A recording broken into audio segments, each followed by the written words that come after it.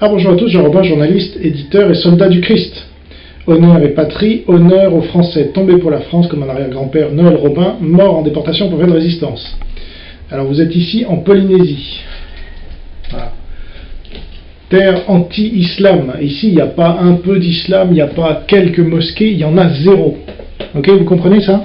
Ça veut dire que c'est la France libre. Contrairement à la France occupée, dans laquelle vous vous trouvez certainement si vous regardez cette vidéo. Et moi, je suis à l'image de cette terre, c'est-à-dire que je ne veux pas d'islam, zéro, que dalle. Voilà, je ne veux pas de compromis avec l'islam, je ne veux pas de peut-être que l'islam, je veux que l'islam dégage, dehors. Voilà, les musulmans, partez, on vous aime, mais chez vous. Voilà. On n'a rien contre vous, mais vous nous massacrez en ce moment, les vôtres massacrent les nôtres. Donc, this is Jean Robin, I'm a journalist, a French journalist, publisher and soldier of Christ. And I propose today... Qui endort tout le monde avec sa vidéo d'1 heure, bah apparemment je l'ai pas endormi lui, hein, parce qu'il y réagit là. Et puis bien, ça l'a bien réveillé apparemment. Tout un tas de gens qu'on a placés dans la dissidence, là, ce terme que j'appelle moi islamo-sidence. Hein. Et l'islam est anti-musulman en fait, tu comprends? Parce que les premières victimes de l'islam, ce sont les musulmans, hein, malgré tout. Depuis 1400 ans.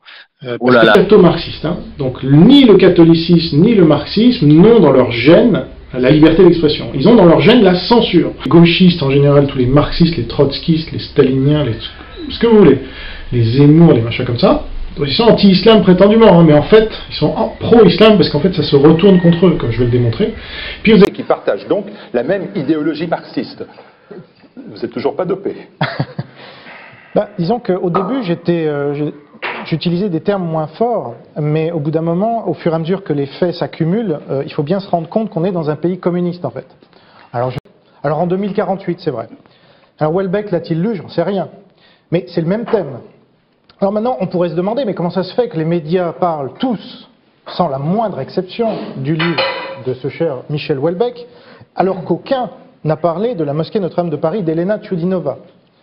Et alors moi j'ai ma petite thèse, vous imaginez, sur la question, et ma thèse, elle ne va pas vous surprendre. C'est que Houellebecq est communiste. Bon. Il y a pas Madame Le Pen, ça l'arrange. Madame Le Pen, excusez-moi, mais enfin Madame Le Pen... J'en mange un M&M's. Madame Le Pen dit à Éric Zemmour qu'elle aime bien le marxisme, donc à un moment il faut écouter les gens. Et Zemmour lui-même dit qu'il aime bien le marxisme. Alors, est-ce que quelqu'un sait, autour de la table, pourquoi Michel Houellebecq s'appelle Houellebecq? Parce que c'est pas son vrai nom. Son vrai nom, c'est Thomas. C'est sa grand-mère, je crois. Alors, de quelle obédience était sa grand-mère? Je sais pas, je m'intéresse pas forcément aux obédiences des grand-mères des... Elle était communiste et il s'en revendique lui-même. On a le droit de critiquer l'islam quand on est communiste. Donc, Houellebecq est communiste, ça passe. Onfray est communiste, vous allez peut-être me dire qu'il ne l'est pas, ça passe. L'islam est un problème. Il l'a dit. Bon. Zemmour est marxiste revendiqué, ça passe. Alors pas quand il dit qu'il sous-entend qu'on va déporter des musulmans, là ça passe plus, parce qu'évidemment il y a un seuil de tolérance. Mais ça passe quand même pendant 10 ans, et il a démocratie populaire, vous savez. Elles étaient ni démocratiques, ni populaires. Et nous, aujourd'hui, on voudrait nous faire croire que l'UMP, le PS, le FN, le Front de gauche, tous ces partis gauchistes, et qui se revendiquent factuellement, économiquement et culturellement du marxisme, d'une manière ou d'une autre, il le revendique. L'héritage de Jaurès, même Sarkozy l'a revendiqué, il a revendiqué l'ouverture à gauche. Il n'est pas communiste, Jaurès. Jaurès n'était pas communiste? Non, il est socialiste. Voilà. Mais enfin non, oui, du coup, comme vous avez... on va voir. Alors, je pense que je vais en énerver encore certains, parce qu'il se trouve que dans mon livre noir des géants de l'Internet, je cite des gens beaucoup plus éminents que moi, beaucoup plus intelligents que moi, qui disent effectivement que Facebook, c'est une Stasi moderne, beaucoup plus puissante que la Stasi. Et même les Allemands de l'Est à l'époque se seraient révoltés si on leur avait dit maintenant vous allez nous donner toutes vos informations, on va les stocker et puis on pourra les utiliser. Bon. Pourtant c'est ce qui se passe aujourd'hui tous les jours et auquel on participe nous-mêmes. Mais ça va plus loin parce que quelqu'un qui s'appelle Jaron Lanier, vous devez le connaître parce que vous êtes très intelligente. Ah, vous savez pas qui c'est? Non, je suis pas très intelligente. Ah bah vous voyez, on y arrive. Alors, Jaron Lanier c'est un des pionniers du web, un Américain. Et lui, il a qualifié ces géants de l'Internet, alors c'est pas moi, c'est Jaron Lanier, vous vous renseignerez pour savoir qui est Jaron Lanier. Promis. Il a qualifié ces géants de l'Internet de maoïstes. Voilà, digitaux. Et voilà. Alors pourquoi? Eh bien parce que typique de la théorie marxiste. Hein. Il faut replacer les choses dans leur contexte. Et Marx, c'était la théorie du complot. Et marxiste. et antisémite. Donc c'est le contraire. Il est raciste, il hiérarchise les races. Simplement, les blancs sont tout en bas, et lui-même le dit, hein, il le reconnaît. Les blancs sont tout en bas, les minorités, dites minorités visibles, sont tout en haut. Donc c'est un système raciste, chez moi. Si on veut définir les termes, c'est une hiérarchisation des races. Simplement, elle ne va pas dans leur sens à eux. Eux, ils ont une hiérarchie des races type nazi. Le système a une hiérarchie des races type marxiste. D'ailleurs, ils ne disent jamais que le système est marxiste, hein, évidemment, parce qu'eux le sont. Rissen est trotskiste, hein, originellement, et trotskiste un jour, trotskiste toujours, hein, comme on le voit avec Pierre Cassan, qui est à la CGT depuis je ne sais pas combien de temps, et qui, maintenant qu'il est à la retraite, cite positivement Lénine et autres. Voilà. Donc, le système est antisémite aussi. Il fait venir massivement l'islam, qui est la première force antisémite, peut-être dans toute l'histoire de l'humanité, si on met de côté le catholicisme. Et une phrase, ah, c'est la preuve que, vous voyez, c'est comme Pierre Hillard, voilà. Tous ces gens-là, Pierre XVI, là, et après la Restauration, si vous voulez, ils se sont répartis, hein, comme pendant Yalta, on se répartissait le monde, voilà, on disait, bah tiens, ça c'est la Pologne, c'est à toi, ça c'est à moi. Eh bien, Roosevelt, Staline et tout ça, et ben, les catholiques et les marxistes ont dit, après la Restauration, bon, ben maintenant, voilà, toi tu auras les médias, toi tu auras la culture, toi tu auras l'information, et ils se sont répartis comme ça les rôles, toi tu auras l'armée, et voilà. Et comme ça, vous avez les différents lobbies qui sont présents, et qui sont inamovibles, évidemment, parce que ces gens-là se tiennent, et après on veut nous faire croire que les catholiques sont des opprimés en France. Oh, les pauvres catholiques, vraiment, hein, ils n'ont pas manifesté 3 fois de suite à plus d'1 million dans les rues. Alors, ils n'ont pas été opprimés, tout ce qu'on a fait, c'est énorme, parce que si vous regardez ma vidéo sur Joanne Livernet, c'est démontré, historiquement, que celui qui a fait rentrer la franc-maçonnerie en France, c'était un roi catholique, Louis XIV, que Louis XV était franc-maçon, roi très catholique, et Louis XVI était franc-maçon, et que ceux qui lui ont coupé la tête n'étaient pas francs-maçons. Voilà. Ils étaient catholiques. Voilà. Catholiques, on me dit, tiens, ah oui, hors de l'église point de salut, donc c'est une secte, hein, en effet. Si on sort de cette secte, eh bien on n'a pas c'est les hommes qui décident qui a le salut, qui l'a pas, hein, c'est pas Dieu. Non, Dieu, ça ne regarde pas le salut, c'est pas son truc. C'est les hommes. Hein, si le pape, ou je sais pas qui, dit, vous faites plus partie de l'église, hein, parce que vous avez, je sais pas quoi, vous avez nuit aux intérêts des hommes, ah ben vous avez perdu le salut, voilà, c'est comme ça. Il n'y a pas d'autre église, ah ben tant pis pour vous, fallait y penser avant. Voilà, fallait être protestant, voilà, fallait être judéo-protestant, hein, franc-maçon du 33e degré. Catholique. De son style, la laïcité, alors il ne faut pas lui en parler, hein, c'est une horreur. Voilà, sauf que Jésus, c'est le premier laïc, hein, mais ça il l'a oublié. Et c'est ce qui a permis à l'Occident, entre autres, de s'élever par rapport aux autres quand ça a été compris, parce que ça, ils ont mis du temps, hein. Les catholiques n'avaient pas compris la laïcité, justement, ils l'ont toujours pas comprise. Et donc Jésus, quand il dit « rendez à César ce qui est à César et à Dieu ce qui est à Dieu », Matthieu 22, 21, eh bien, c'est le premier laïc. 2000 ans, ou 1905 ans, ou 1900 ans à peu près, avant la loi 1905, qui a été imposée par la force par les marxistes, parce que quand vous avez un truc vertical contre un autre truc vertical, c'est-à-dire les catholiques et les marxistes, eh ben ça clash. Il n'y a pas de discussion, c'est comme avec les syndicats. Je dis la vérité, et peu importe que je me mette les catholiques à dos, moi mon but c'est de les convertir à Jésus. Hein.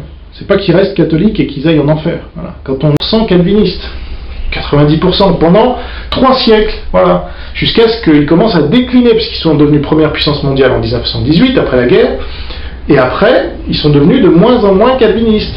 Alors, de plus en plus, bon, catholiques, ça s'est maintenu, 10 ou 15% de communautés, les athées, voilà, qui ont commencé de la Roosevelt et compagnie, même s'ils se disaient toujours chrétiens, tu parles, c'est un gauchiste. Et puis, vous avez commencé à avoir des mormons, des témoins de Jéhovah, des machins, qui ont tiré le pays vers le bas aussi, parce que c'était pas des calvinistes, voilà, c'était pas des luthériens. Donc, j'espère vous avoir quand même ouvert les yeux sur cette question. Non, ils sont calvinistes. Viktor Orban et Trump, les deux principaux résistants au nouvel ordre mondial actuel, si on peut parler de nouvel ordre mondial. Oui, parce que l'ordre mondial, il est catholique notamment. Et là, les États-Unis, ils sont envahis par les catholiques, hein, comme nous, on est envahis par les musulmans. Ils sont envahis par les catholiques, les Mexicains, toute cette... Enfin, je ne vais pas être trop méchant, mais voilà. L'Occident, tel qu'on le connaît aujourd'hui, c'est grâce au protestantisme. Alors ça, je sais que ça va faire hurler. Avec le protestantisme.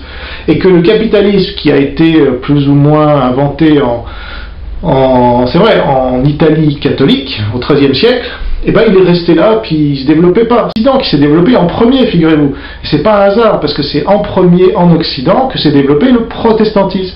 Et les premiers peuples à adopter le protestantisme, c'était des blancs. Et voilà, là vous avez vos blancs, là. Mais c'était les mêmes blancs qu'avant. On ne veut pas signer notre manifeste à nous, parce qu'il y a Finkielkraut dans les signataires de l'autre. Alors il ne veut pas dire que Finkielkraut est antisémite. Eh ben si, il a nourri l'antisémitisme, il est à la LICRA, Finkielkraut, hein, membre d'honneur. Donc au bout d'un moment, ça va. Ça serait l'escalade de la violence. Donc, la liberté d'expression vient aujourd'hui d'Internet, relayée souvent par des juifs qui créent des sites qui amplifient cette... voilà. Mais on ne voit pas quand Twitter ou Facebook ou d'autres permettent la liberté d'expression, on voit juste quand ils censurent. Ben ouais, c'est facile. Sen a trouvé à contourner ça, puisqu'avec ses potes, il se fait censurer sa vidéo sous son nom, mais elle réapparaît sous d'autres noms. Voilà, et puis ça passe. Et qui laisse faire, donc ça ils en sont complices malheureusement pour la plupart, mais le CRIF, il est tombé dans ce piège que lui a tendu Mitterrand et que lui tendent chacun des présidents suivants, parce qu'aucun ne remet en question ce dîner communautariste débile qui alimente en plus le communautarisme musulman, LGBT et tout ça. Voilà, c'est le projet marxiste. Ils sont tombés dans ce piège comme ils étaient tombés, comme les gens de l'UGIF, leurs ancêtres, étaient tombés dans le piège des nazis qui leur avaient dit voilà, ils ont été créés par les nazis, ces gens-là. C'est eux. Alors vous vous rendez compte, ce sont les nazis qui ont créé l'UGIF, d'accord, pour la première communauté, enfin, dirigeants de communautés juives en France ont été créés par les nazis. Okay, et vous doutez que Mitterrand, qui était du côté des nazis, refasse la même chose avec le CRIF aujourd'hui? Bah, il faut quand même lire un peu dans les cartes, là, il faut être un peu plus malin que ces gens-là. Mais c'est vrai que c'est très malin, c'est très bien foutu, on peut tomber dedans. Liberté d'expression, les gars, ils peuvent s'exprimer sur Internet grâce aux sionistes, ou ce qu'ils appellent les sionistes. Moi, j'appelle pas ça les sionistes. Le sionisme est un projet qui a abouti en 48, donc c'est terminé. Parlez des juifs, les gars, ayez ce courage. Mais non, il n'y a que Rissen alors qui a ce courage-là, c'est quand même triste. Donc là où il y a le plus fort lobby juif, moi j'en parle du lobby juif, et je sais que j'ai pas peur du politiquement correct. Mais effectivement, l'AIPAC c'est un lobby juif, ok? Eh bien ces gens-là, ils ont beau avoir énormément de pouvoir sur les États-Unis, je suis premier à reconnaître, vous avez le premier amendement, liberté d'expression totale, qui permet aux nazis, aux antisémites et aux négationnistes de parler autant qu'ils veulent. Voilà. Alors certes, c'est en train de se limiter, notamment sur les réseaux sociaux, etc., à cause des trucs de fake news, mais ça, Trump, pour l'instant, il gère, ok? Et c'est lui qui a été élu. Bon. Donc, pas pour la liberté d'expression, ils se présentent évidemment comme des défenseurs de la liberté d'expression parce qu'ils sont eux-mêmes antisémites, ou ils le disent peut-être pas, mais je sais pas si Pierre Hillard se dit antisémite, en tout cas il l'est clairement, mais il défend pas la liberté d'expression, il défend la liberté d'être antisémite. Voilà. Ça n'a rien à voir, les gars. La liberté d'expression, c'est quand moi, un anti-islam, je défends la liberté d'expression de Médine, justement. C'est ça que vous n'avez pas compris, vous êtes bête. Il faut vous faire monter en compétence, là, si vous n'avez pas compris ça. La liberté d'expression, c'est défendre des gens qui sont nos ennemis. C'est pour ça qu'aux États-Unis, ils permettent aux nazis de manifester avec la croix gammée. C'est que la sioniste, comme l'a dit Alain Soral, je ne suis pas sioniste. Voilà. Le sionisme est un mouvement qui a abouti en 48. Donc c'est terminé le sionisme. Maintenant, il y a un État juif. Voilà, moi je suis favorable à Israël parce qu'ils ont il a les mêmes ennemis que nous. Hein. C'est-à-dire les tenants du système islamique. Et les fruits du judaïsme sont meilleurs que les fruits du catholicisme, comme ils le disent. Et donc la nouvelle guerre mondiale, comme la précédente, génère des collabos et des résistants. Et les collabos sont du côté de ceux qui trouvent quelques bons côtés à Pétain, voire carrément que c'était le leader qui avait raison en 40, et puis ceux qui se revendiquent de Gaulle, et donc voilà, qui vont dans son sens, et qui placent l'islam aujourd'hui comme ennemi prioritaire, tout comme De Gaulle plaçait le nazisme comme ennemi prioritaire. Alors quand on le rencontre soi-même, on se rend compte ce qui l'excite aussi, hein, mais bon.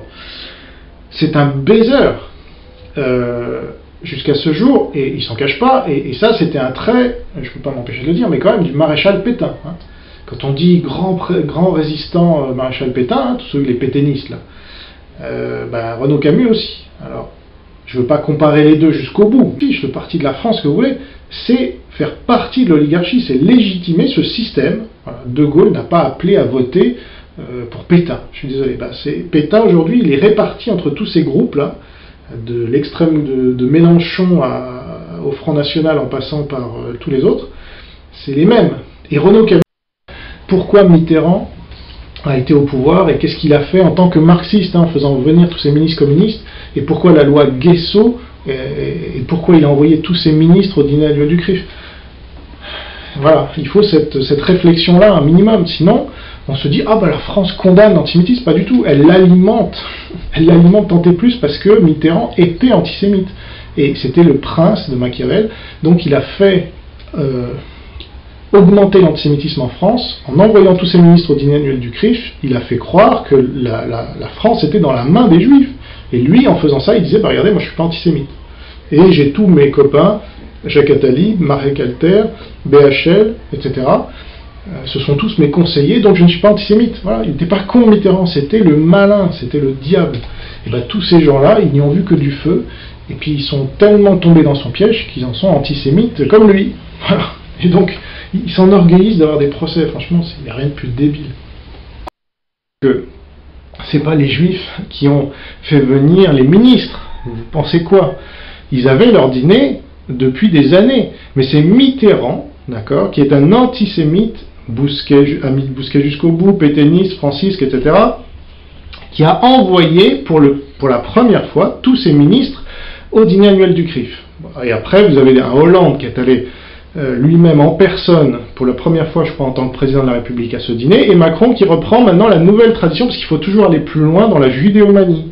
Alors, lisez ce livre, ou empruntez-le, ou faites quelque chose, parce que montez en compétence, là, parce que c'est un complot marxiste, okay, c'est pas un complot sioniste, c'est fait par Mitterrand, qui était un Machiavel en puissance.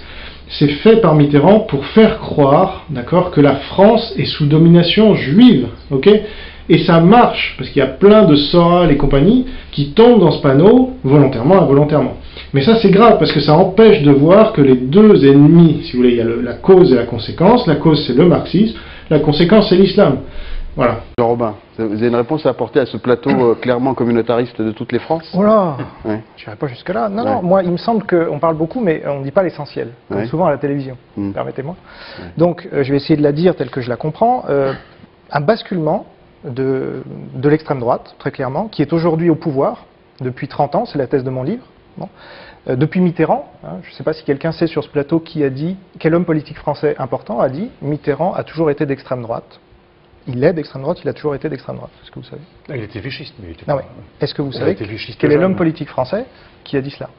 Erwan Leclerc, peut-être? Spécialiste de l'extrême droite. C'est Georges Frêche qui a expliqué que Mitterrand venait de l'extrême droite et au fond était toujours resté culturellement quelqu'un d'extrême droite. Donc ça n'a rien de nouveau. Cet extrait sur le site de on a fait des livres sur ce sujet, M. Péan l'a expliqué, etc. Bon. Alors approfondissez. Donc vous dites en substance que le discours, il y a une espèce de basculement du discours politique depuis ces dernières années. Ce qui est intéressant, c'est que tous les critères de l'extrême droite sont aujourd'hui visibles, que ce soit au PS, à l'UMP, chez les Verts, parce qu'il y a une racialisation du discours, d'accord. On ne parle plus effectivement de discrimination négative, mais de discrimination positive, qui reste une racialisation. On parle de métissage. Monsieur Durper, ici présent, a fait un débat avec Kémy Séba. Dans le magazine Respect Mag. Et il a dit, je l'ai même interviewé à ce sujet-là, que le métissage était une idéologie raciste. Parce qu'elle prenait en compte le fait qu'il y avait des races. Bon. Donc ça, c'est au pouvoir. Sarkozy dit, je suis un enfant de sang mêlé, etc. Bon. Toutes ces références sont racialistes. Je ne dis pas raciste, parce que je ne suis pas dans ce cas. Ensuite, on n'est plus en démocratie parce que le pouvoir est aujourd'hui à l'Union européenne. Bon. Dire qu'on est un enfant de sang mêlé, c'est pas du racialisme. Moi, je suis un enfant de sang mêlé. Vous allez réagir, on va écouter tranquillement la thèse de M. Robin. Je vais essayer de dérouler. Et puis voilà, qui va éviter de faire des références à tous les invités, mais exposer sa thèse, et puis après on va vous laisser répondre. C'est interdit, je ne peux plus. Donc, aujourd'hui, vous avez un transfert du pouvoir à l'Union européenne, comme ça a été dit d'ailleurs. Il n'y a plus de voter, je pense. Moi, c'est mon choix. Alors on a hâte de voter, on fait quoi? Eh bien, on s'implique là où il y a encore une marge de manœuvre, un levier, c'est-à-dire médiatiquement, c'est-à-dire en venant ici, par exemple, et en expliquant ça aux téléspectateurs, ou sur Internet, en allant sur Enquête et Débat, ou en montant son propre blog. Je suis au cœur du système, entre guillemets, sont les collaborateurs de cette extrême droite.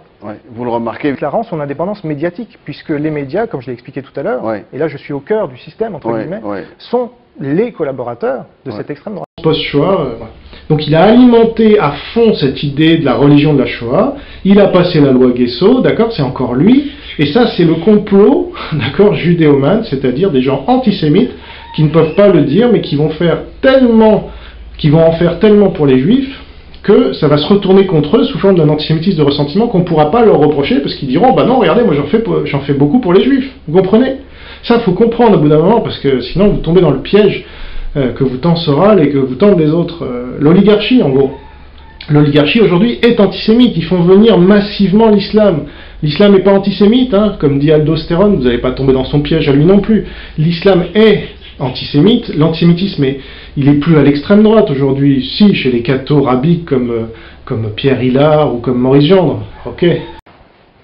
Oui, alors, avant de répondre à votre question, est-ce que vous permettez de faire une petite incise? Si elle n'est pas totalement hors sujet, je veux bien. Elle n'est pas totalement hors sujet, parce que figurez-vous que je l'ai même préparé par écrit. Préparez votre coup. Non, c'est qu'on vit des temps de chasse aux sorcières quand même. Donc moi je préfère, si vous voulez, en plus je suis un homme de l'écrit, alors c'est relativement court, ne vous inquiétez pas. Mais en fait c'est pour vous féliciter de m'avoir invité sur un plateau de télévision, parce que figurez-vous que 12 ans après la sortie de mon premier livre, qui était préfacé par le président du Conseil économique et social, je n'avais jamais été invité pour l'instant. J'ai écrit 10 livres, autobiographiques, journalistiques, d'analyse politique, dont l'un a même été félicité par l'ancien Premier ministre français, Raymond Barre, et j'ai dû attendre l'âge de 32 ans pour passer à la télévision dans mon pays, la France. Mais est-ce que vous avez sollicité les médias Bien sûr. D'accord. Bien sûr. Faites-moi ce crédit. Mais à un moment où on invite des demeurés à la télé-réalité, des rappeurs dont je ne dirai pas plus, n'importe quel sportif, n'importe quel représentant des indigènes de la République, et je pense que cela dénote un sérieux problème de liberté d'expression. On y reviendra peut-être, c'est pas forcément déconnecté de notre débat. Mais je tenais à vous rendre hommage parce que vous êtes un des seuls, le seul à ce jour, mais c'est vrai que avec Frédéric Tadei, vous défendez le service public dans ses valeurs de diversité. Mais j'ajoute tout de suite un premier bémol. C'est important. Ce compliment ne m'empêchera pas de lui poser des questions difficiles. Hein, non, mais vous allez voir. Attention. Parce que, normalement, je ne serai pas coupé au montage, mais il n'y a pas de montage dans nos émissions. Il n'y a pas de montage. Il faut bien dire que les programmes sur France Télévisions sont d'une rare médiocrité, selon moi. J'ai d'ailleurs écrit un livre à ce sujet, auquel j'envoie les téléspectateurs qui s'intéressent, parce que, et ça me paraît être important de le dire à la télévision, en général, a été un des outils de décérébration massive de notre peuple depuis 30 ans. Mais pour ne parler que de France O, puisqu'on est ici sur France O, il est évident que votre chaîne, selon moi, enferme beaucoup trop nos compatriotes ultramarins dans le passé, dans l'esclavage, dans la culpabilisation de la métropole et dans un discours que je qualifierais de racialisé, au lieu de permettre d'accéder à l'universalisme français. Vous voyez que cette émission est tout le contraire, on est sur France. Oui, mais je me permets de le dire tout de même. On va répondre à la question maintenant, peut-être, Jean-Robin. Je vais juste terminer mon propos. Terminé. Ça me paraît important. Déjà, sur le principe de faire une chaîne à part, cela me paraît douteux, parce que nos compatriotes sont des Français à part entière. C'est pas une chaîne à part. Et d'autre si, France Pro. Et d'autre part, sur le nom même de votre émission, j'ai accepté parce que c'est vous, mais permettez-moi de dire que toutes les France me paraît légèrement communautariste. Alors c'est peut-être dû, parce qu'il y a une France, il y a des Français, mais ils sont tous Français. Et c'est peut-être dû au fait que vous travaillez sur Beurre FM par ailleurs. Non, je ne travaille pas sur Beurre FM, donc vous avez de mauvaises informations. J'y ai travaillé. Voilà, je ne savais pas que c'était un dialogue entre vous. Là, c'est un manque de respect pour les téléspectateurs. Non, je pense sur pas. Toutes les France, je vais vous répondre rapidement, puisque je ne m'attendais pas du tout à ce genre, mais ça prouve que, évidemment, rien n'est préparé, et tant mieux pour la spontanéité du débat. Mais toutes les France est avantageux. Et cette signification-là permet que des gens comme vous soient aussi là. Voilà, pour cette question particulièrement. Je vous remercie. Alors, sur la question, et j'espère qu'il n'y aura pas d'autres apartés, par respect aussi bien pour les invités que les téléspectateurs. Je pense que les téléspectateurs ont apprécié mon propos d'une certaine profondeur. C'est votre jugement personnel. Je ne pense pas qu'il faut le généraliser à tous. Allez-y. Pour répondre à votre question, c'est simple. C'est que je constate qu'on a fait des sondages sur le premier tour, mais pas sur le second. Nous, à Enquête et Débat, on s'est permis de faire un sondage aussi sérieux que celui qui est fait par les sondeurs professionnels, c'est-à-dire à peu près n'importe comment, en disant que personne n'avait sondé les Français sur Marine Le Pen sera-t-elle au deuxième tour, gagnera-t-elle le deuxième tour, et dans tous les cas, elle perdra. Et ça, qui le dit aujourd'hui? C'est-à-dire qu'on voit bien là que c'est une manipulation, comme tous les sondages, et que le but est simplement, effectivement, de... Pourquoi le 21 avril était une manipulation? Non, je n'ai pas dit que l'élection est une manipulation, je dis que le sondage est une manipulation. Donc personne, aujourd'hui, à ma connaissance, n'a sondé les Français pour savoir, entre Marine Le Pen et quelqu'un qui arriverait au deuxième tour, qui gagnerait. Puisque dans tous les cas... ça a été dit, et le résultat était clair, et Marine Le Pen, effectivement, perdrait dans tous les cas. Par qui? Par plusieurs instituts, IFOP, Sofres, etc. Enfin, mais pour être invité plus souvent à la télévision, il faut avoir des informations un peu plus précises, aussi bien sur l'émission que sur les sondages qui ont été menés, Monsieur Jean Robin. Ça vous permettra d'être plus crédible. Votre émission, je la regarde souvent. D'accord. Alors, on va poursuivre maintenant sur... Véritable appel à la haine et à la tuerie. Non, mais lisez ce livre, Carnavy, c'est quand même le maître spirituel de Carmadan. C'est l'un des chefs de... Bon, alors je comprends que je ne serai plus jamais invité dans cette émission, donc c'est pas grave. Mais je vais essayer d'être parano, Jean Robin. Vous avez dit que vous n'avez pas lu. J'ai dit que pour être invité à la télévision, il fallait être relativement précis et crédible. Et comme vous avez dit qu'il n'y avait pas de sondage qui concernait le deuxième tour de l'élection présidentielle entre Marine Le Pen et un autre candidat, mais vous avez répondu que non, il y en avait plein. Tout à l'heure, qui ne savait pas que Marine Le Pen avait repris. Il ne faut pas être paranoïaque. Je n'ai rien contre vous. Je vous ai laissé dire ce que vous voulez. Donc poursuivez, s'il vous plaît. Parce que là, je crois qu'on est au cœur du sujet. C'est intéressant ce qu'a dit Alexandre Delval, c'est qu'il y a eu une instrumentalisation de ce concept d'extrême droite qui a été vidé de tout son contenu pour dire ce sont les méchants. Monsieur Doucement, parce qu'aujourd'hui, permettez-moi de poser une question à monsieur... on a la chance d'avoir un spécialiste de l'extrême droite sur ce plateau. Pouvez-vous expliquer à nos téléspectateurs, monsieur Lecoeur, qui est David Mascret, s'il vous plaît? Non, non. Voilà. Donc on a un spécialiste de l'extrême droite. Je comprends. Donc on a un spécialiste de l'extrême droite qui ne sait pas qui est David Mascret, alors que... Non mais juste pour qu'on soit un peu concentré sur... Vous dites qu'il y a un certain nombre de pratiques pour qu'on recentre un peu les choses. Je veux dire, voilà. Il est spécialiste de l'extrême droite. Je voudrais faire le lien. Vous avez dit que la charia s'applique. Non mais je préfère que vous répondiez à mes questions plutôt que vous posiez à d'autres. Quelle est la question à laquelle je n'ai pas répondu? Non mais on ne connaît pas cette personne. Qui c'est? Allez-y. Si vous voulez vraiment en parler. C'est quelqu'un qui ne passe jamais dans les médias non plus. Et qui, à mon avis, a été jeté dans les bras du Front National, parce que c'est quelqu'un que je connais bien et que j'apprécie énormément, mais il se trouve que c'est un nouveau membre. Moi aussi des amis, j'aimerais beaucoup en parler à l'antenne. Et vous voudrez aussi qu'ils soient tous invités. J'aimerais beaucoup qu'ils soient invités. D'accord, on va quand même poursuivre. Je finis. Alors, terminez, Jean Robin. En plus, je n'ai pas utilisé plus de temps de parole que les autres, et je n'ai coupé personne. Allez-y. David Mascret est un nouveau membre du bureau du Front National. C'est pour ça que je ne parle pas d'un de mes amis, je parle d'un des nouveaux membres du bureau du Front National. J'aimerais que M. Lecoeur nous explique, mais apparemment il ne le connaît pas. Je préfère que vous parliez et je poserai des questions à M. Lecoeur. J'ai le droit de lui poser des questions. Non. Ah, c'est interdit. Non, oui, voilà. Voilà moi, je n'ai pas le déroulement du débat, c'est moi qui pose des questions. Sinon, j'ai plus de boulot, vous voyez, c'est dommage, je serai au chômage. Allez. Alors poursuivez si vous voulez. Monsieur Mascret, j'aimerais que quelqu'un ici m'explique en quoi il est d'extrême droite, par exemple. Oui, d'accord. Donc vous pensez qu'il y a un certain nombre de personnes qu'on assimile comme étant d'extrême droite qui ne le sont pas. Il y a des gens. Il y a une extrême droite qui est réelle mais qui est au pouvoir. Oui. Il y a une. Donc pour moi l'extrême droite, ce sont ceux qui disent critiquer l'islam, c'est critiquer les musulmans. Ce sont juste des idées nouvelles qu'on n'a jamais entendues, donc forcément il faut les répéter. Qui est ce monsieur? Ça, je veux bien admettre que vous pensiez qu'elles soient nouvelles, il n'y a pas de souci, monsieur Romain. C'est gentil. Donc, maintenant, vous dites que dans certains quartiers ou dans certaines zones, il y a la charia. Aujourd'hui, totalitaire, qui essaye de... Conneries. Ouais, mais sauf que Versailles est construit sur le sang et les larmes des Français. C'est une honte, et que ce monument-là soit visité comme quelque chose de grandiose. C'est un truc d'aristocrate qui écrase le peuple et voilà, c'est tout ce qu'on doit en retenir. Alors la beauté des jardins, machin, mais si vous avez une œuvre d'art qui est construite sur une somme de cadavres, est-ce que ça reste une œuvre d'art? Alors c'est de l'art moderne à ce moment-là, voilà. Parce que ceux qui vitupèrent contre l'art moderne, Jeff Koons et tout ça, Louis XIV dans nos Camus, moi, tout le monde doit me voir, je suis le roi soleil, donc à tout instant je dois briller. Alors vous me voyez bien là, puis il y a ma cour, c'est ça, c'est Versailles, Renaud Camus, vous avez toute sa cour autour de lui, ah maître, ah c'est beau maître ce que vous faites, ah quel tweet, formidable. Ça c'est insupportable, parce que même la maçonnerie adore ça. 2 fois 3, ça fait 6, c'est étrange. Pardonnez-moi, non, je vais garder un peu mon sérieux, parce que là c'est trop. Mais honnêtement c'est difficile, hein. Quand vous regardez ça. 2 fois 3, ça fait 6. Bon, déjà, super. Bon, c'est vrai. 2 fois 3, ça fait 6. Et si on prend...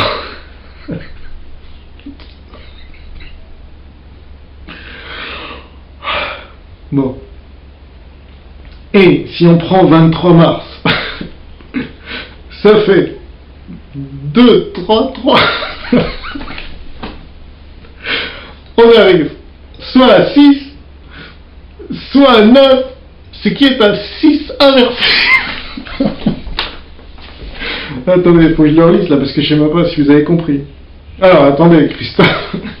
Mais voilà, bon. Christophe Cros-Plomb. Alors, si on prend... je vais essayer de dire sérieusement, parce que là, c'est pas possible. Je pensais pas que je rirais autant. Bon, excusez-moi. On prend 23 mars, voilà, je vais le dire avec son ton à lui, comme ça, ça m'aidera. Si on prend 23 mars, ça fait 2 fois 3. Non, ça fait 2, 3, 3. On arrive soit à 6, soit à 9, qui est un 6 inversé. Voilà. Bon, chez moi, 3 plus 3 plus 2, ça fait 8. Hein. Ça fait ni 9, ni 6, mais... Alors c'est marrant parce que Christophe Cros-Houplon, et il y a Plomb et Houplon. Alors ceux-là, ils font vraiment la paire, il faudrait se les faire se rencontrer, là, ils auraient beaucoup de choses à se dire. Hein. Alors toi, tu penses que Beltrame, il est mort? Ah non. Ah, c'est un coup des francs-maçons, hein, 33e degré, d'ailleurs. Je vous renvoie ma vidéo sur Christophe Cros-Houplon, et là, il va pas dire ça, mais c'était un 23 mars, hein. Et t'as vu, 2 plus 3, ça fait 2 fois 3, pardon, ça fait 6. C'est bizarre. Ça, c'est Christophe Cros-Houplon. Donc vous avez un genre de délire complotiste, là, de ce genre-là, mais drôle aussi, et puis vous avez le genre de délire de plomb-plomb, qui est l'autre genre. Voilà. La croisière là s'amuse de Bourbon, et ben ils vont en profiter pour en shooter d'autres, parce que ça lui suffit pas lui. Il faut chaque occasion est bonne pour. Tiens, tu vois là, poule, paf, ah il y en a, attends, il y en a un autre là, paf, paf, paf, il y en a partout. Pour lui le monde, lui c'est un marteau et le monde est fait de clous. Hein. C'est ça le but de sa vie. C'est ça qui lui donne en fait l'envie de se lever le matin. Plusieurs lignes. Il y a moi, ça suffit non comme ligne. Bon ben vous joignez tous derrière moi et puis ça fait une ligne. Mais non, ça lui suffit pas. Qu'est-ce qu'il faut être? Il faut être Plon-Cardassac, sinon vous n'êtes pas au niveau de Plon-Cardassac. Voilà, ça c'est pas possible. Ce gars-là, l'Union, il connaît pas. Mais son modèle, c'est Jeanne d'Arc, bien sûr. L'humanisme, c'est pas plus sous-cutané et compagnie. Hein. On est déjà dans un monde transhumaniste, les gars. Je sais pas si vous avez remarqué. Donc les catholiques, selon Plomb-Plomb, n'ont pas le droit aux prothèses auditives. Si vous rencontrez un catholique dans la rue qui a une prothèse auditive, ah, moi je pense que c'est tous des cons. Ah, prenez-moi le dentier. Ah, ben, je suis pas transhumaniste. Donc Plon-Cardassac n'a pas de dentier alors. Il n'a pas de dents. C'est ça. Il n'a pas de fausses dents. J'aimerais bien savoir, tiens. Ah non, il n'est pas transhumaniste, donc... Risque, comme il y a un risque pour nous aujourd'hui d'être pris par les tenants du système islamique, ces gens-là, les tenants du système islamique, eh bien, on a tout de suite, voilà, on a le monde qui est divisé en deux, le cosmopolitisme. Non, l'ennemi est l'islam et ses alliés objectifs, et ses idiots utiles, hein, Soral et compagnie. Donc, on a résumé ça dans une expression qui s'appelle les tenants du système islamique. Voilà, vous êtes musulman, et vous ne le savez même pas, parce que quelqu'un qui défend l'islam, il est musulman pour moi. Il n'a pas besoin de faire la shahada et de se convertir. C'est pareil. Qu'on nous donne jamais à l'école d'ailleurs, l'éducation nationale socialiste, hein, pas vous demander pourquoi, et donc on ne vous l'a pas donné comme à moi, mais moi, Dieu m'a donné la foi, et donc il m'a poussé à me renseigner sur ce qui s'est passé en France et ailleurs, nationale et socialiste en France, et donc c'est une éducation nationale socialiste, hein, eh bien c'est le forum 18-25, parce que les nazis étaient marxistes hein, aussi. Ça, il faut monter un peu en compétence, là, les jeunes de 18-25, si vous ne connaissez pas tout ça. Il faut lire mon livre noir de la gauche, par exemple, il faut vous renseigner. Même Piero San Giorgio l'a compris. Hein. Tu es, quoi que tu en dises, dans la filiation des résistants et pas des collabos de 40. Tu le découvriras peut-être avec le temps, mais les antisémites en 40, comme Daniel, je viens de recevoir, donc je ne l'ai pas lu, j'en ai lu la préface et la 4e de couverture. D'ailleurs, c'était pas long pour la 4e. Lesquin, Soral et Conversano, c'est différent. C'est la même chiasse, voilà, en gros. C'est métier qui veut ça, quand votre équipe gagne 95%. Oh. C'est un ami. C'est un ami à vous. D'accord. C'est un sketch. Oui, ça va, je crois qu'on a compris, merci. Oui. Oui. C'était pour la météo? Bon. 95. Je crois qu'on a entendu, merci. Mais c'est pour la météo, c'est ça, non? Didier Deschamps. Il y a un magnétophone, il n'y a pas de souci. Hein. Oui, mais je crois qu'on a entendu que Deschamps était de... Ok, d'accord, bon. Bon, Didier Deschamps, puisqu'on est dans Il n'y a pas que dans les stades qu'il y a des gens bizarres. Hein. Oui, c'est ça. Sur les plateaux aussi.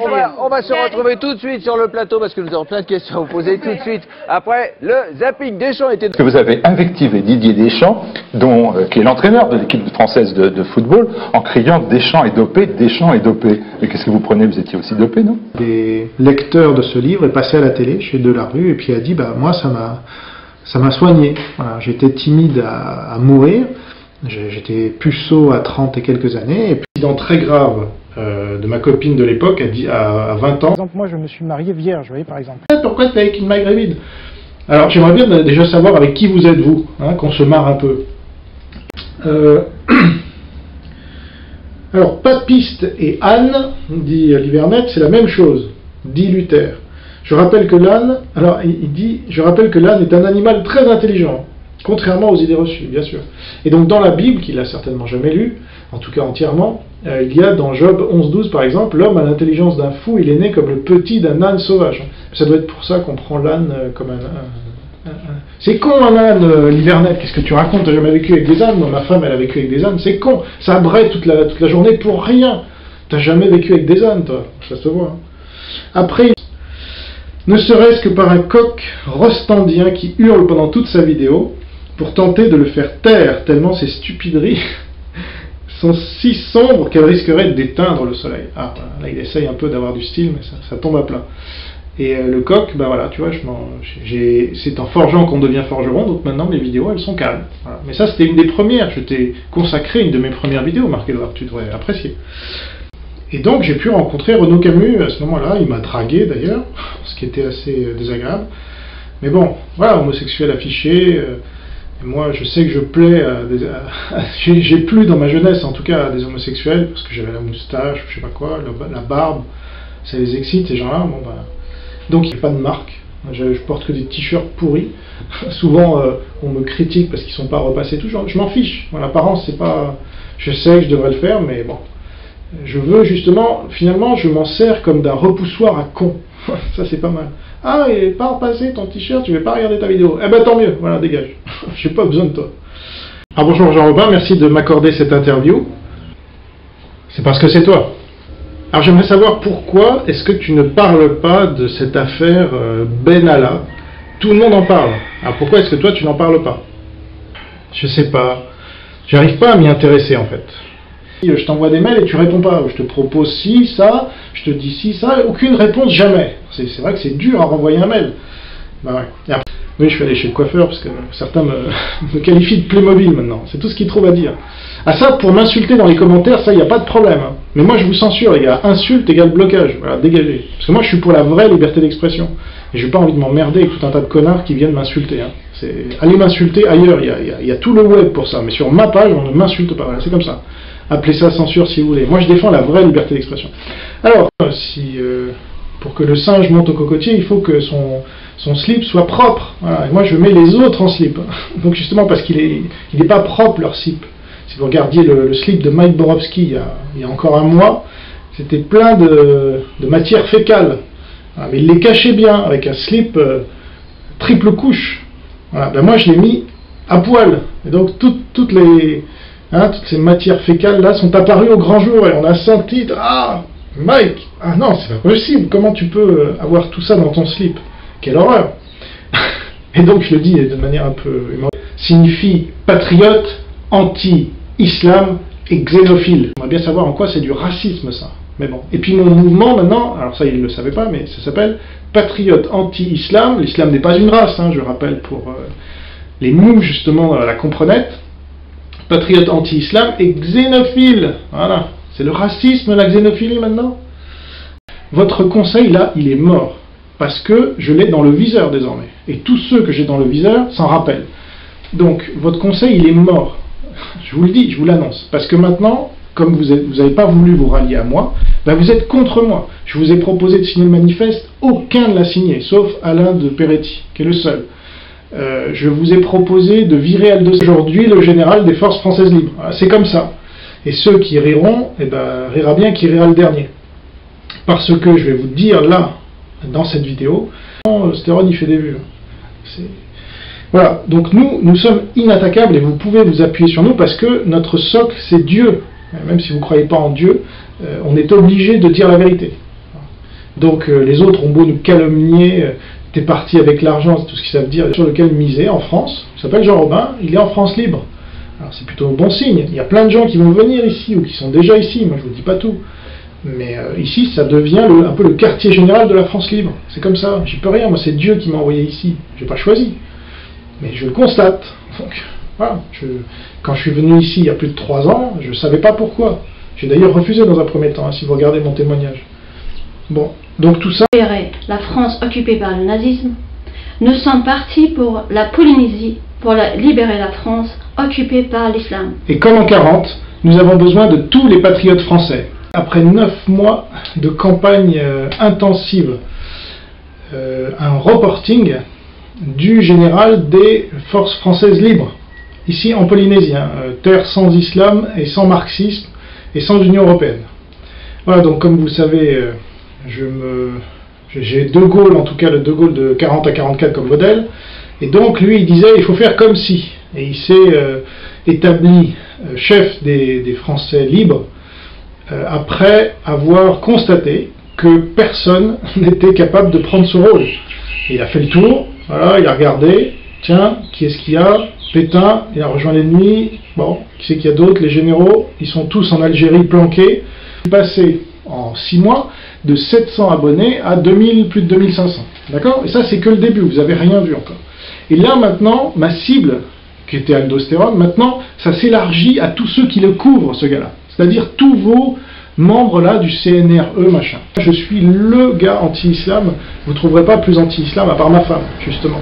Et donc, c'est bien de cracher sur un résistant qui essaye de faire quelque chose de France, parce que moi je suis en France, les gars, vous êtes en Algérie française, là, vous pouvez vous dire nationaux socialistes, et faire des mèmes. Vous êtes en lève une armée, mais une armée elle a besoin de vivre, et à tous les sens du terme, hein, avec et sans S. Donc vous avez Tipeee, c'est pour ça que j'ai lancé un Tipeee aussi.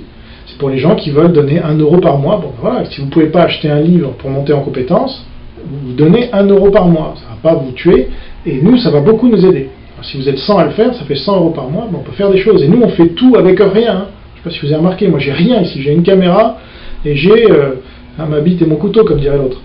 Mais j'ai surtout une envie féroce de bouter les murs du pays. C'est pour ça que mes modèles, c'est très clair là aussi, c'est Charles Martel, Jeanne d'Arc et De Gaulle, période 40-44. Ce sont des gens, des Français, chrétiens. Des gens, ceux qui s'appellent soldats du Christ ou autres, hein. Ça fait bien rigoler. Puis dans un deuxième temps, on commence à les combattre parce que ils commencent à prendre de l'ampleur, ils commencent, tu vois, le manifeste, il commence à grandir, ça commence à déranger des gens. Je peux pas dire là parce que c'est un peu... Gageons qu'il arrivera bientôt un malheur à Jean Robin. Merci Marc-Edouard, j'apprécie vraiment ton intérêt pour moi. Ça c'est vraiment... Alors ça c'est catholique ça? Ah bon. Quand on m'a pas avec moi, on m'a contre moi. Voilà, c'est comme ça. Donc, puisqu'on n'a pas voulu écouter Jean Robin, voilà, on s'est cru plus malin que tout le monde, et donc quand j'ai dit Aldo Stéron est pro-islam et pas anti le caractérise, Jean Robin ne mérite qu'une chose, qu'on lui pisse à la gueule. Voilà. Tout ce qu'ils savent dire ces gens-là, soi-disant ce sont des grands écrivains, mais voilà. Ils n'ont pas la maîtrise du style, donc qu'on lui pisse à la gueule. Voilà. Alors Jean Robin n'est personne et on crèvera jusqu'à la fin de sa misérable petite vie, parce que ces gens-là font une projection hein, d'eux-mêmes sur les autres. C'est assez intéressant. Ce con profond, vous voyez ce que je disais, on m'a pris de haut, etc. Mais les gens apparemment ne savent pas qui je suis. Or, dans ce conseil, il y a des gens qui savent qui je suis. Pas de la pensée, je suis contre. Déjà, être résistant, ça commence par lire Breivik, justement. C'est pour ça que j'incite d'ailleurs, pour rentrer dans mon mouvement, il faut acheter les 3 premiers tomes de Breivik. Tout à l'heure, c'est ça, le but, c'est de gagner victoire après victoire. Là, on ne gagne pas de victoire, les gars. Moi, éditer le Breivik, pour moi, c'est une première victoire. Et je vends en direct sur mon site. Alors, je vous y renvoie si vous voulez m'aider, me soutenir, tout en montant en compétences, en lisant les livres que j'édite, et notamment à commencer par le Breivik. Et Marine Le Pen, à 70 ans, sans être un marxiste. Voilà, parce que Marine Le Pen, c'est une femme de gauche cosmopolite. Dixit Henri de Lesquin. Voilà. Et donc, il faut lire Breivik, là, pour comprendre un peu tout ça. Mais maintenant, il faut qu'il se vende, et il faut que les gens le lisent pour monter en compétence, etc. Donc, déjà, moi, je suis un soldat du Christ. Hein. Ça fait beaucoup rigoler les non-croyants ou les musulmans. Voilà, comme ça, il de bien rigoler, là, de bien se bidonner. Hein. Ouais, eh bien, quand on est chrétien, on est un soldat du Christ. Voilà, c'est la guerre spirituelle et permanente entre le bien, c'est-à-dire le Christ, et le mal, l'antichrist. Qui s'est cru tour à tour journaliste et éditeur, bah, désolé, Nam, moi je le suis. Toi, tu te dis écrivain, ça reste à démontrer. Mégalomane jusqu'à la nausée, ah bon, n'a rien trouvé de mieux que de s'exiler en Polynésie. Oui, bah, c'est Dieu qui me l'a demandé. Alors toi qui es soi-disant catholique, tu ferais mieux de respecter un minimum ce que Dieu demande à ses ouailles, ou à ses élus, justement. Mais comme lui, il est catholique, peut-être de culture. Parce que Dieu m'a dit, voilà, il y aura des déluges de sang, ok, et tu vas venir sur l'arche de Noé, nouvelle. Bon, ben ça je le dis, je le dis publiquement. En quoi c'est là? Ici en Polynésie, d'où je fais ma vidéo, là où Dieu m'a envoyé pour échapper au déluge de sang qui arrive à cause de tes copains musulmans, notamment, eh bien, il n'y a pas d'islam, hein, et il y a Christ. Ah, c'est marrant, et puis on est libre ici, tu vois. Et puis en plus, il y a le soleil. Le Sauveur Jésus a été le premier à être moqué, hein, dans l'histoire, ça a été le plus moqué sans doute. Voilà, tout le monde lui crachait dessus. Et ben, il a gardé son flegme, voilà. Alors, ce qui m'arrive pas toujours, parce que moi je suis pas Jésus, hein, malheureusement. Et donc, je ne suis pas parfait. Donc, des fois, voilà, comme un débat avec Tepa, organisez, vous faites des mèmes, etc. Mais réfléchissez aussi, parce que moi, je m'adresse à vous. Si vous avez de l'attention pour moi, bah, tant mieux. Ça veut dire que vous avez un peu d'attention pour Dieu. Et donc, moi, pour comprendre, sachant que moi, j'y suis pour rien, c'est Dieu qui est venu me chercher. Donc, si Dieu se sert de moi pour aller vous chercher, bah, tant mieux. Voilà, c'est comme ça. C'est lui qui choisit, les voies de Dieu sont impénétrables. Et puis s'il se sert de moi pour monter une résistance, une vraie résistance, c'est-à-dire à la fois au marxisme que vous incarnez parfaitement aujourd'hui, et à l'islam, qui est la conséquence de la politique qui est menée depuis 40 ans en France, et bien c'est comme ça. Voilà. Et vous pourrez vous en moquer, peut-être protestants calvinistes en France. Vous les avez tous massacrés. Mais celui qui a été converti, là, vous ne pouvez pas les massacrer, parce que moi je pense, parce que voilà, c'est en espérance que nous sommes sauvés. Hein. Ça, tu pourras te revendiquer de tous les massacres des calvinistes. Il y en avait 15% sous Henri IV, il n'y en a plus aujourd'hui. Qu'on ne me fasse pas l'idée, il n'y a plus de calvinistes. Le calviniste, c'est ne pas croire au libre arbitre humain. Donc je vous mets au défi, voilà, de trouver des protestants en France qui ne croient pas au libre arbitre humain. Je suis le seul, hein, à ma connaissance, j'en ai pas trouvé encore. Donc s'il y en a, ben, j'aimerais bien les connaître, figurez-vous, parce que qui parlent publiquement au moins. D'ailleurs, en 40, dès juillet 40, la Polynésie a rejoint la France libre du général de Gaulle. Ceux qui ont lu L'homme qui arrête à d'écrire, page 560-561, savent à quel point Tahiti est maudit. Bon, j'ai pas lu. Tahiti est maudit, sauf qu'ici, il n'y a pas d'islam. Alors lui, c'est vrai qu'il adore l'islam, donc ça ne doit pas lui plaire. Il n'y a pas de marxisme, c'est très libéral, donc ça ne doit pas lui plaire non plus. Mais pourtant, c'est beaucoup plus responsabilisant pour les gens. Il n'y a pas l'Union Européenne, alors il doit adorer l'Union Européenne. Et puis il y a très peu de catholicisme, alors, comme il est catholique. Voilà. Gage 90% ou 80% de non-blancs. Ils résistent contre l'islam, ils résistent contre le marxisme, qui sont les deux principales causes de notre perte. Enfin. Donc, nous, on se bat pour l'avenir de la France et de l'Europe. Moi, je ne fais pas des vidéos pour... je ne suis pas un youtubeur. Je suis un guerrier de l'information qui me sert de YouTube pour mener des guerres et les gagner. Donc, on est là pour libérer la France et l'Europe. Je ne fais pas tout ça pour dire « Ah oui, je fais tout ça ». Non. J'ai un but, moi j'ai une stratégie. Voilà. On monte une armée numérique là. Je ne sais pas si vous avez remarqué. Non, vous ne l'avez pas remarqué, mais je vais vous l'expliquer. Donc, les gens là qui me suivent, tout, voilà, malgré tout ce que disent mes ennemis, ah t'es isolé, non, vous savez pas ce qui se passe en coulisses déjà, et puis même sous mes vidéos, on voit qu'il y a de plus en plus de gens qui me soutiennent. Quand j'ai commencé il y a 9 mois, j'avais personne qui me soutenait. Alors, maintenant, il y a des dizaines et des dizaines de gens qui viennent me soutenir en commentaire, à tel point qu'on croit que c'est moi qui prends des comptes pour venir. Bah non, ça les dépasse. Bah si, il y a des gens qui me soutiennent et qui me félicitent quand je fais des actes importants, même s'ils m'aiment pas, parce que c'est ça qui compte. Voilà. Ce sont les actes et leurs conséquences. Inspecteur à l'UPR, à l'époque. Et il faisait rien, Asselineau, il a fait 0,9%. Voilà encore des comiques, là. Des comiques troupiers, inspecteurs des finances, ils font ça que pour l'argent. Et pour la gloire, la gloriole là, de passer à la télé, hein, il est content, il est passé à la télé, Asselineau. Mais au final, il n'a pas libéré la France de l'Union Européenne. Voilà. 0,9. Et ici en Polynésie, il a fait 0,9 aussi. Hein. Alors qu'ici, il n'y a même pas d'Union Européenne. Donc son discours est inaudible, parce qu'il est pro-islam, le gars. Et il est marxiste, globalement. Parce que c'est un inspecteur des finances. Donc Asselineau, quand il vient ici, je vous renvoie à ma vidéo que je viens de faire sur lui, il n'a rien à dire sur l'Union Européenne. La Polynésie, elle est déjà en dehors de l'Union Européenne. Donc Asselineau, je ne sais pas pourquoi même tu viens ici. L'UPR, c'est sortir de l'UE, donc dégage. Hein. Tu n'as rien à faire en Polynésie, on est déjà en dehors de l'Union Européenne. Donc, vous n'avez pas... Et en jour, il faut rester minimum un mois pour encaisser le décalage horaire et tout. Donc, il y a peu d'activités pour les jeunes ici. Ça, il faut le savoir. Alors, il y a la mer, c'est vrai, il y a quelques activités. Il y a un cybercafé. Hassan, oui. Je t'ai salué. Est-ce que tu peux me saluer? Oui. C'est la moindre des politiques. Je t'ai pas entendu. Je te salue, Jean-Robin. Je t'ai déjà salué à une époque. Et je t'ai déjà dit ce que je pensais de toi. Et aujourd'hui, c'est l'occasion à la fois de dire ce que je pense de toi et de dire... Moi, si, moi, je me rappelle, c'est là où tu me racontais ton histoire, que tu voulais devenir juif et que tu étais israélien, mais que tu allais peut-être aller en Israël. Finalement, tu n'étais pas parti en... Je sais pas quoi. Je me souviens que tu m'expliquais que tu étais antisioniste, mais que tu rêvais d'être juif. Donc voilà, c'est ça dont je me souviens de toi. Donc, alors, c'était le projet de Léon Blum. C'était aussi. Absolument pas. Mais t'es vieux, vieux les références. Oh là là là là là là, Léon Blum, mais actualise-toi, Jean. Actualise-toi, cultive-toi. Jean, faut te cultiver scientifiquement, d'accord, Jean? Ça suffit ces conneries. On s'en fout de Léon Blum. Là, on est à William Shockley. Là, on est sur la question des sciences, d'accord? Tu connais des auteurs? Est-ce que tu connais ces auteurs? Lui poser une question. Toi, Hassan, puisque c'est ton sujet, tu estimes être de quelle race? Mais moi, en fait, avant même le préambule, tu sais quoi, Jean, j'aimerais commencer par quelque chose de simple, que personne, je pense, ne l'a dit.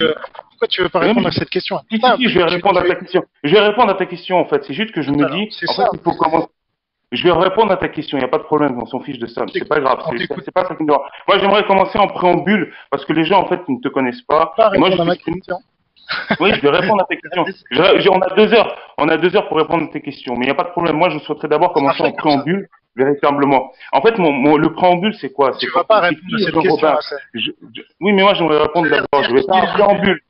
Donc, Jean Robin, c'est qui? Jean Robin, en 2007, il a écrit Judéo-Manie. D'accord? C'est pour ça qu'il était à l'Assemblée Générale en 2007 d'égalité et réconciliation, parce qu'il a écrit un petit livre médiocre que tout le monde a apprécié pour la simple bonne raison qu'il a mis en avant quelques faits.